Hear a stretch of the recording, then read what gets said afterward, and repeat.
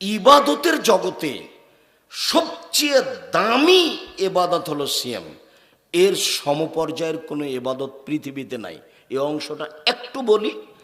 আল্লাহর নবী বলছেন ওমামা বাহেলি, শোনো, তুমি সিয়াম পালন করো। ইবাদতের জগতে সিয়ামের সমপর্যায়ের কোনো ইবাদত নাই। এটা সিয়াম, এটা হলো সালাত। কেউ বলতে পারবে না সালাত সিয়ামের সমপর্যায়ের। এটা হলো হজ, এটা হলো সিয়াম। হজ সিয়ামের সমপর্যায়ের। এটা হলো কোরআন তেলাওয়াত, এটা হলো সিয়াম। কোরআন তেলাওয়াত সিয়ামের সমপর্যায়ের। এটা হলো তাসবিহ তাহলিল জিকির আজকার, এটা হলো সিয়াম। তাসবিহ তাহলিল জিকির আজকার সিয়ামের সমপর্যায়ের।